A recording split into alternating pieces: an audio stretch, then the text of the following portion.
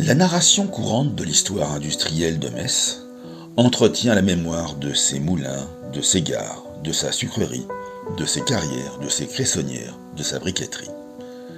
Il existait pourtant rue des Loges, en proximité de la sucrerie, un laboratoire chimique puis usine pharmaceutique avec ses plantations médicinales dont la renommée a été planétaire. On sollicitait les hautes compétences de cette officine de Metz depuis New York, Vienne, Istanbul, Belgrade, Londres et de bien d'autres ailleurs. L'histoire de cette usine, dont peu de récits ont retenu le souvenir, pourrait finir par être oubliée. Les traces de son édification se révèlent par le souvenir des recensements. En 1895-1896, Jules-Léopold Gillet, 43 ans, fraîchement époux de Marie-Mélanie Morteau, 42 ans, aidé de son fils Alban Souffleur de Verre, apparaît en tant que fondateur de l'usine de produits chimiques de Metz. 5 années plus tard, en 1901, Pierre Leloutre, 30 ans, en reprend la succession. Après 5 années, en 1906, c'est au tour de Louis-Gaston Petit, 36 ans, pour 4 ans d'en reprendre le flambeau, jusqu'au rachat définitif en 1909 par celui qui donnera son nom et apportera la réputation internationale de l'officine agrandie, édifiée en véritable usine pourvue de 3 corps de bâtiments nouveaux. L'histoire détaillée de l'entreprise et de ses employés demanderait à être approfondie, et pareillement pour le récit de son activité, avec la date où elle a cessé. Les cartographies et les photos aériennes pour les relevés de l'Institut géographique national, entre 1946 et 1969, nous remémorent l'étendue du grand domaine sur les 2 rives de l'Essonne, avec son île, la présence de l'usine, les 2 maisons dont l'une deviendra bureau, ses allées, les dimensions. Les photographies aériennes permettent d'identifier l'importance des surfaces qui étaient consacrées aux cultures des plantes médicinales. On en voit en 1946 une grande diagonale au long de l'Essonne, entre l'usine et ce qui deviendra l'avenue du Général de Gaulle, et peut-être même d'autres cultures au-delà. Du temps où le domaine était abandonné depuis plus de 10 années, l'usine était devenue une ruine aux toitures de verre brisées, ouverte de partout. J'ai eu le courage de m'y aventurer. J'avais 10-12 ans entre 1968 et 1969. Le lieu, jonché de débris de verre, de métaux rouillés et d'emballages chimiques éventrés, était d'apparence dangereux à fréquenter et du moins fort peu attirant, même pour venir y jouer les aventuriers. On accédait discrètement à l'entrée de l'immense propriété depuis son entrée opposée de la rue des Loges, située rue de l'Ilhamais, qui était encore le chemin de l'Ilhamais en escaladant un vieux portail enchaîné, cadenassé, fait de tubes rouillés, à l'angle où le chemin quitte la rivière et sans se faire voir. Il suffisait de traverser les hautes herbes, les ronces, 2 passerelles en ciment, dont l'une traversant les restes du promontoire de pierre de l'ancien moulin d'Ilhamais. On arrivait à l'arrière de la grande maison abandonnée, jouxtant ce qui avait été l'usine laboratoire pharmaceutique. À l'intérieur de ces 3 corps de bâtiments en longueur, où les rats pullulaient, s'étendaient des paillasses de carrelage blanc, fantômes du passé laborieux devenus recouvertes de crasse, sur lesquels des flacons de pharmacie diverses, des cornues, des tubes à essai et une multitude d'accessoires de laboratoire s'étalaient cassés. Au sol, avec le verre brisé, se mêlaient des pliages de petites boîtes en carton bleuté, des étiquettes décomposées par l'humidité et dont je n'ai pas cherché à savoir toutes les mentions. Elles étaient répandues de presque partout.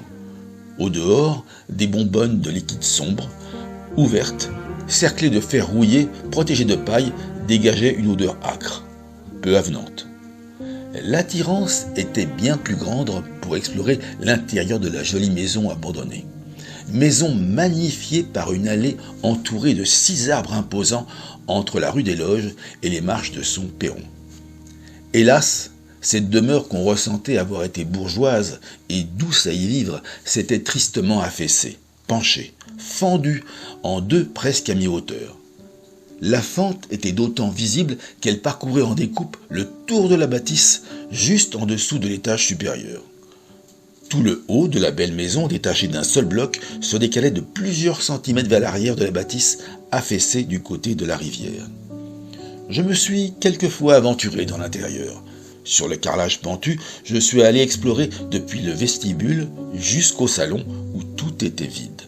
Outre la cheminée, on pouvait contempler sur la gauche un imposant escalier de pierre sculpté qui remontait vers l'étage. Escalier trop visiblement brisé pour oser s'y aventurer. L'étage et le grenier me resteront inconnus. À l'arrière, sur le côté gauche de la maison, il y avait un petit soupirail pour l'aération et l'éclairage du sous-sol. En m'y glissant sur le ventre, cela m'a permis d'étendre l'exploration. Sur les étagères de la pièce, au plafond bas, jouxtant ce qui devait être une chaufferie, il y avait des vieux bidons d'huile pour automobile, des pots de peinture, et puis une chemise en carton fermée d'une boucle rouillée où étaient rangées des pages dactylographiées ainsi que quelques cartes postales. J'ai le souvenir coupable d'en avoir pris. Je n'ai subtilisé que peu de feuillets représentant une part insoupçonnable des pages d'archives qui là se mouraient, vouées à la décomposition avant sans doute d'avoir été négligées lors de la démolition brutale de la maison abandonnée et de son immense terrain offert au morcellement des promoteurs. C'est par ces papiers que j'ai identifié le nom du propriétaire de l'usine pharmaceutique et de la si belle maison. Il s'appelait Georges Houdin. Au fil des années de souvenirs et aussi d'oubli, j'ai recomposé son histoire en faisant parler les précieux feuillets qui m'ont orienté à tirer un fil d'Ariane, sans doute pas terminé. Georges-Louis Houdin est né le 18 septembre 1878 à Épinal dans les Vosges. Vosges, qui sont la Lorraine et expliquent pourquoi cette maison de la rue des Loges, au-delà du sentiment de revanche qui planait après 1870, avait été baptisée par Houdin la Villa Lorraine. Villa imposante qui apparaît déjà sur les cartes postales les plus anciennes de Metz. Fils d'un marchand tailleur, Georges Houdin réussit de brillantes études de pharmacie qui le conduisent à devenir pharmacien de première classe à compter de 1905, c'est-à-dire être bachelier et lettres philosophie en 1896, puis s'atteler pour 3 années de stage en officine, puis suivre 3 années de cours dans l'une des 3 écoles supérieures, Paris, Montpellier ou Strasbourg. Sans compter que Georges Houdin sera appelé pour son service militaire le 14 novembre 1899 au milieu de ses études. C'est pendant sa vie parisienne d'étudiant que Georges Houdin rencontre Alice Germaine Fouché, qui n'est autre que la fille de Paul-Antoine Fouché, l'un des frères à la tête de la grande brasserie dynastique de Houdin. Le mariage des amoureux, dans le partage de la religion catholique, a eu lieu le 11 juillet 1906. Georges Houdin s'intègre d'autant à la famille Fouché que la conversion de la brasserie vers la production pharmacologique sera perçue comme la bonne issue, et encore plus après l'interdiction de l'absinthe en 1915. Un papier à en tête d'avant 1910, Fouché, Houdin et compagnie, successeurs de Fouché frères, permet de dater l'ascension rapide de Georges Houdin en tant que meneur d'entreprise. En 1909, il devient le repreneur de l'usine chimique et du domaine de la rue des Loges. Il s'installe à Metz avec sa famille, sa femme Germaine, Yvonne sa fille, ses parents Louis et Louise, et ils embauchent Mariette Gauchet, leur domestique. Les premiers travaux scientifiques de Georges Houdin reconnus porteront sur l'étude des principes actifs du persil et du genêt. Il en résultera la piosaline, déclinaison annihilant l'usage détourné avortif de la pioline, médicament de prévention des douleurs menstruelles.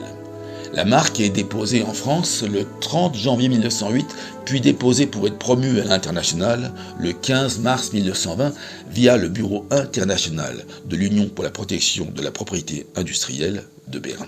Les expositions universelles de 1910 à Bruxelles et de 1911 à Turin lui décerneront respectivement leur médaille d'argent puis d'or. Le succès de posologie de la piosaline laissera des traces jusqu'aux journaux du Brésil, jusque pendant les années 1920-1930. Le logo des laboratoires pharmaceutiques Georges Houdin, apposé sur ses produits, a choisi de fièrement s'orner des armoiries de Metz. Lors de la guerre de 1914, l'armée fait naturellement appel à sa compétence et son entreprise pour l'analyse des substances nocives contenues dans les masques à gaz. Dans cette terrible guerre, il sera incorporé le 2 août 1914 et démobilisé au grade de capitaine le 12 novembre 1919 avec quelques périodes de court repos intermédiaires. Pendant tout le conflit, il exercera son métier au service de la nation. Il participera à l'accueil des déportés du nord de la France à Metz. En 1915, il sort le premier numéro de la revue La Chronique pharmaceutique.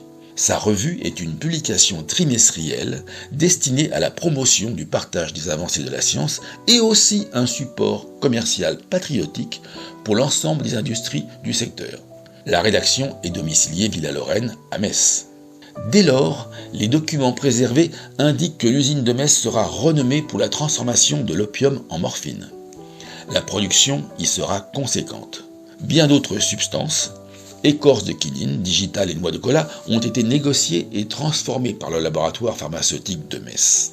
Les liens entretenus par Georges Houdin dans d'innombrables pays et son aisance naturelle, fondamentalement honnête, le propulsent à la Chambre de commerce de Corbeil dès 1923.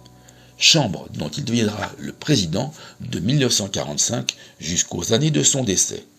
Les obligations de contact professionnel, mais aussi familial pour élever leurs 6 enfants, Yvonne 1909, Jacqueline 1911, Madeleine 1914, Marie-Louise 1918, Jacques 1921 et Christiane 1927, conduisent la famille Houdin à venir se domicilier à Paris, 9 rue Rubens, dans le 13e arrondissement, et ne considérer Metz qu'en tant que résidence secondaire. L'adresse de Paris est également celle de la très importante société industrielle de l'accessoire pharmaceutique, établissement J. Bachelet, qui s'est installé dans les locaux de l'ex-usine des chaussures populaires Savard.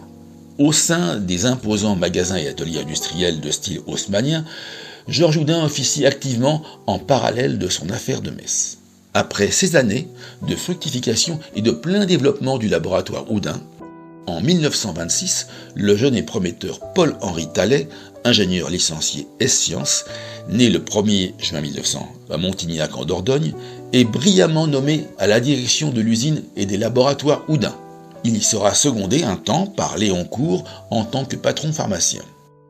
Continuant fort habilement et de toute sa passion le développement de l'affaire, Henri Tallet dynamise l'adaptation aux demandes pour faire évoluer la gamme des produits diffusés. Hélas, il disparaît tragiquement à seulement 35 ans, en mai 1936, au moment le plus trouble des grèves qui paralysent les industries du pays et animent des passions quelquefois fort violentes. Sans plus de précision, on sait qu'il est décédé au cours d'une bagarre lors d'un voyage ferroviaire qu'on imagine en probabilité pour solutionner un conflit de livraison de matières premières. Il laisse une veuve, Lucienne, épousée en 1927, et une fille, Monique, née à Metz, dans la petite maison attenante de la Villa-Lorraine, orpheline à 7 ans. Face au drame, Georges Houdin reprend la conduite de son usine. Il a 57 ans. La même année, le 4 août, il est promu chevalier de la Légion d'honneur. Le retour vers une installation définitive de Georges Houdin et de son épouse, dans la quiétude toute relative de la Villa-Lorraine, se voit précipité au début de l'occupation allemande, en juin 1940, par la réquisition de la villa pour y loger une trentaine d'officiers de la Luftwaffe. Pendant plus de 2 mois, la famille Houdin, plus que jamais soudée dans toutes ses générations réunies, fera front à cette promiscuité. Du côté de la belle famille de Houdin, les laboratoires pharmaceutiques Fouché ont inventé de nouveaux produits vendus en pharmacie, dont la célèbre tisane Boldoflorine pour le foie, brevetée en 1933. La Boldoflorine sera un énorme succès commercial, relayé sur les ondes par un inoubliable slogan chanté créé par le publiciste Marcel Bleustein-Blanchet. D'août à octobre 1943, Georges Houdin et son épouse Germaine sont incarcérés durant 3 mois à la prison de Fresnes, en pression au fait de résistance de leur fils Jacques, traqué par la Gestapo, en tant que responsable de la diffusion du journal clandestin gaulliste Défense de la France, journal qui deviendra France Soir. Leur fille Christiane sera pareillement incarcérée pendant 2 semaines. Pour les années 1944 et 1945, Georges Houdin deviendra le maire de Metz. Son récit de la libération est conservé aux archives départementales. La période deviendra, hélas, celle de la douleur de savoir son fils Jacques, arrêté sur trahison, le 31 janvier 1944 à la station du métro Convention. Longuement torturé, sans jamais parler, il sera mis au convoi du 27 avril 1944 au départ de Compiègne, à destination de Auschwitz-Birkenau. Jacques Houdin est décédé d'épuisement à seulement 24 ans à Elric, en Allemagne, le 8 avril 1945. Ce n'est qu'en juillet, 3 mois plus tard, que la terrible nouvelle parviendra à Metz. La vie devant reprendre ses droits. La population messoise se souviendra de la démonstration de danse que fera l'une des filles de Georges Houdin lors d'une festivité municipale. Une autre de ses filles rentrera dans les ordres pour le bien de tous. Le 17 mai 1946, puis en 1995, pour le 50e anniversaire de sa mort, la municipalité de Metz ne manquera pas de rendre hommage à Jacques Houdin, dont un square porte le nom, qui est également gravé sur le monument aux morts. Un dernier honneur sera rendu à Georges Houdin, pharmacien de Metz, président de la Chambre de commerce et résistant, le 25 mars 1952 par sa nomination au rang d'officier de la Légion d'honneur. Georges Houdin est décédé au lever du jour, chez lui à Metz, le 12 septembre 1956. Il avait 77 ans. Son usine et sa famille méritent le souvenir.